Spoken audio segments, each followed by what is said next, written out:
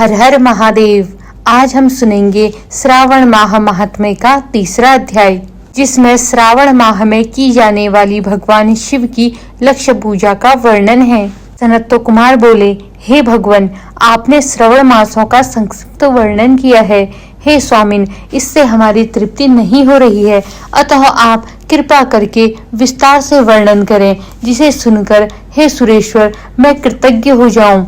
ईश्वर बोले, हे योगीश, जो बुद्धिमान व्रत के द्वारा श्रावण मास को व्यतीत करता है, वह 12 महीनों में नक्त व्रत करने के फल का भागी होता है। व्रत में दिन की समाप्ति से पूर्व सन्यासियों के लिए एवं रात्रि में गृहस्थों के लिए भोजन का विधान है।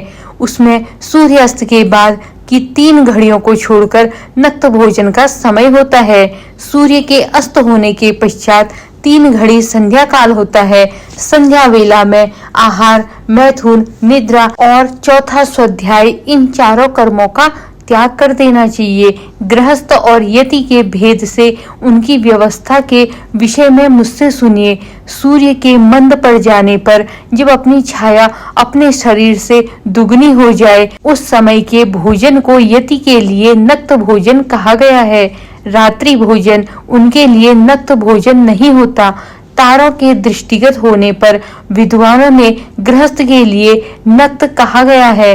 यति के लिए दिन के 8वें भाग के शेष रहने पर भोजन का विधान है। उसके लिए रात्रि में भोजन का निषेध किया गया है। गृहस्थ को चाहिए कि वह विधि पूर्वक रात्रि में नक्त भोजन करें, और यति, विधवा तथा विधुर व्यक्ति सूर्य के रहते नक्त व्रत करें। विधुर व्यक्ति यदि पुत्रवान हो तो तब उसे भी रात्रि में ही नक्त व्रत करना चाहिए। अनाश्रमी हो अथवा आश्रमी हो अथवा पत्नी रहित हो अथवा पुत्रवान हो, उन्हें रात्रि में नक्त व्रत करना चाहिए। इस प्रकार बुद्धिमान मनुष्य को अपने अधिकार के अनुसार नक्त व्रत करना चाहिए। इस मास में नक्त व्रत करने वाला व्यक्ति परम गति प्राप्त करता है। मैं प्रातः काल स्नान करूंगा, ब्रह्मचर्य व्रत का पालन करूंगा, नक्त भोजन करूंगा, पृथ्वी पर सोऊंगा और प्राणियों पर दया करूंगा। हे देव, इस व्रत को प्रारंभ करने पर यदि मैं मर जाऊं तो हे जगतपते, आपकी कृपा से मेरा व्रत पूर्ण हो। ऐसा संकल्प करके बुद्धिमान व्यक्ति को श्रावण मास के प्रतिदिन नक्त व्रत करना चाहिए। इस प्रकार नक्त व्रत करने वाला मनुष्य अत्यंत प्रिय होता है। ब्राह्मण के द्वारा अथवा स्वयं ही अतिरुद्र, महारुद्र अथवा रुद्र मंत्र से महीने भर प्रतिदिन अभिषेक करना चाहिए। हे वत्स, मैं उस व्यक्ति पर प्रसन्न हो जाता हूँ, क्योंकि मैं जलधारा से अत्यंत प्रीति रखने वाला हूँ। अथवा रुद्र मंत्र के द्वारा मेरे लिए अत्यंत प्रीतकर होम प्रतिदिन करना चाहिए। अपने लिए जो भी भोज्य पदार्थ की वस्तु अति प्रिय हो, संकल्प करके उन्हें श्रेष्ठ ब्राह्मण को प्रदान करके स्वयं महीने भर उन पदार्थों का त्याग करना चाहिए। हे मुने, अब इसके बाद उत्तम लक्ष्य पूजा विधि को सुनिए। लक्ष्मी चाहने वाले अथवा शांति की इच्छा करने वाले मनुष्य को लक्ष्य बिल्वपत्र या लक्ष्य दुर्वादलों से शिवजी की पूजा करनी चाहिए। आयु की कामना करने वाले को चंपा के लक्ष्य पुष्पों तथा विद्या चाहने वाले व्यक्ति को मल्लिका या चमेली के लक्ष्य पुष्पों से श्री हरि की पूजा करनी चाहिए। शिव तथा विष्णु की प्रसन्नता तुलसी के दलों से सिद्ध होती है। पुत्र की कामना करने वाले को कटेरी के दलों से शिव तथा विष्णु का पूजन करना चाहिए। बुरे स्वप्न की शांति के लिए धान्य से पूजन करना प्रशस्त होता है। देव के समक्ष निर्मित किए गए रंगबल्ली आदि के विभिन्न रंगों से रचित पद्य, स्वास्तिक तथा चक्र आदि से प्रभु की पूजा करनी चाहिए। इस प्रकार सभी मनोरथों की सिद्धि के लिए सभी प्रकार के पुष्पों से यदि मनुष्य लक्ष्य पूजा करे तो शिवजी प्रसन्न होंगे। तत्पश्चात उद्यापन करना चाहिए, मंडप निर्माण करना चाहिए और मंडप के त्रिभाग परिमाण में वेदिका बनानी चाहिए। तदंतर पुण्यवाहन वाचक करके आचार्य का वर्णन करना चाहिए और उस मंडप में प्रविष्ट होकर गीत तथा वाद्य के शब्दों और तीव्र वेद ध्वनि से रात्रि में जागरण करना चाहिए। वेदिका के ऊपर उत्तम लिंग तो भद्र बनाना चाहिए और उसके बीच में चावलों से सुंदर कैलाश का निर्माण करना चाहिए। उसके ऊपर तांबे का अत्यंत चमकीला तथा पंचपल्लों युक्त कलश स्थापित करना चाहिए और उसे रेशमी वस्त्र से वेष्टित कर देना चाहिए।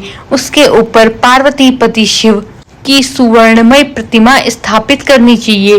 तत्पश्चात पंचामृत पूर्वक धूप दीप तथा नैवेद्य से उस प्रतिमा की पूजा करनी चाहिए और गीत वाद्य नृत्य तथा वेद शास्त्र तथा पुराणों के पाठ के द्वारा रात्रि में जागरण करना चाहिए। इसके बाद प्रातः काल भली भांति से स्नान करके पवित्र हो जाना चाहिए और अपनी शाखा में निर्दिष्ट विधान के अनुसार वेदिका निर्माण करना चाहिए। तत्पश्चात मूल मंत्र से या गायत्री मंत्र से या शिव के सहस्त्र नामों के द्वारा तिल तथा घृत मिश्रित खीर से होम कराना चाहिए अथवा जिस मंत्र से पूजा की गई है उसी से होम करके पूर्णाहुति डालनी चाहिए। इसके बाद वस्त्र अलंकार तथा भूषणों से भली भांति आचार्य का पूजन करना चाहिए। तत्पश्चात अन्य ब्राह्मणों का पूजन करना चाहिए और उन्हें दक्षिणा देनी चाहिए। जिस जिस वस्तु से उमापति शिव की पूजा की हो उसका दान करना चाहिए। स्वर्णमयी मूर्ति बनाकर शिव की पूजा करनी चाहिए। यदि दीप कर्म किया हो तो उस दीपक का दान करना चाहिए। चांदी का दीपक और स्वर्ण की वर्तिका अर्थात बत्ती बनाकर उसे गोघृत से भरकर सभी कामनाओं और अर्ध की सिद्धि के लिए उसका दान करना चाहिए। इसके बाद प्रभु से क्षमा प्रार्थना करनी चाहिए और अंत में 100 ब्राह्मणों को भोजन कराना चाहिए। हे मुने, जो व्यक्ति इस प्रकार पूजा करता है मैं उस पर प्रसन्न होता हूँ। उसमें भी जो श्रावण मास में पूजा करता है उसका अनंत फल मिलता है। यदि अपने लिए अत्यंत प्रिय कोई वस्तु मुझे अर्पण करने के विचार से इस मास में कोई त्यागता है तो अब उसका फल सुनिए। इस लोक में तथा परलोक में उसकी प्राप्ति लाख गुना अधिक होती है। सकाम करने से अभिलाषित सिद्धि होती है और निष्काम करने से परम गति मिलती है। इस मास में रुद्राभिषेक करने वाला मनुष्य उसके पाठ की अक्षर संख्या से एक एक अक्षर के लिए करोड़ों करोड़ों वर्षों तक रुद्रलोक में प्रतिष्ठा प्राप्त करता है। पंचामृत का अभिषेक करने से मनुष्य अमृत तो प्राप्त करता है।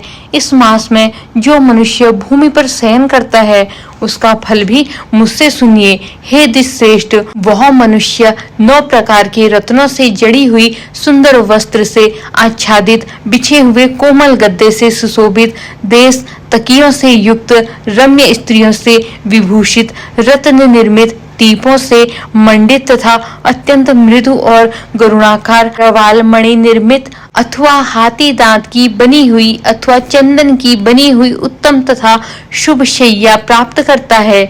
इस मास में ब्रह्मचर्य का पालन करने से वीर्य की दृढ़ पुष्टि होती है। ओज, बल, शरीर की दृढ़ता और जो भी धर्म के विषय में उपकारक होते हैं वह सब उसे प्राप्त हो जाता है। निष्काम ब्रह्मचर्य व्रती को साक्षात ब्रह्म प्राप्ति होती है और सकाम को स्वर्ग तथा सुंदर देवागंगाओं की प्राप्ति होती है। इस मास में दिन रात अथवा केवल दिन में अथवा भोजन के समय मौन व्रत धारण करने वाला भी महान वक्ता हो जाता है। व्रत के अंत में घंटा और पुस्तक का दान करना चाहिए। मौन व्रत के महात्म्य से मनुष्य सभी शास्त्रों में कुशल तथा वेदांग में पारंगत हो जाता है तथा बुद्धि में बृहस्पति के समान हो जाता है। मौन धारण करने वाले का किसी से कलह नहीं होता, अतः मौन व्रत अत्यंत उत्कृष्ट है।